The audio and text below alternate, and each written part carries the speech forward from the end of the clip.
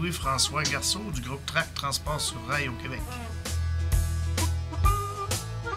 Alors, je suis venu au monde à Shawinigan. À Shawinigan, il y avait 2 gares. Je restais entre les 2 gares sur le plateau Saint-Pierre.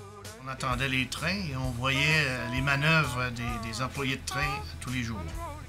À 18 ans, je suis entré comme employé de chemin de fer au Canadien national.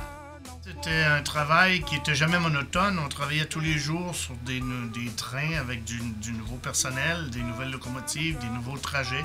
Alors à tous les jours, c'était vraiment quelque chose d'intéressant.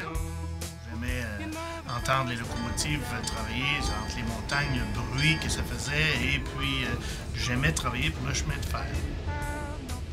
Alors, quand je travaillais au chemin de fer, on avait M. Tellier qui est arrivé en 92, qui a voulu couper des emplois. On s'est réunis, un groupe, on a formé ce qu'on appelle une organisation. On était au-dessus de 500 membres pour sauver des emplois à ce moment-là. Par la suite, la gare de Lévis est devenue une préoccupation très importante pour les gens de la place et on a formé encore là une coalition d'une 30aine d'organisations.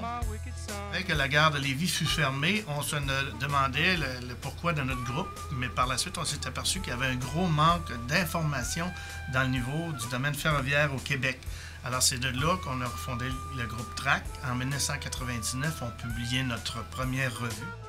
Le mandat du groupe TRAC, présentement, c'est de sauvegarder tout ce qui est possible dans le domaine ferroviaire au Québec. Au sous-sol, on a un artefact, c'est une cloche, une vraie cloche de locomotive qui vient d'un diesel qu'un de nos membres a réparé. Alors, maintenant, aujourd'hui, TRAC fait également des activités de trains miniatures en grosseur jardin. C'est des trains miniatures qui vont dans les jardins. On fait ça dans des grandes salles. On a une 40 à 50 tables qu'on met sur pied et on roule 4-5 trains à la fois.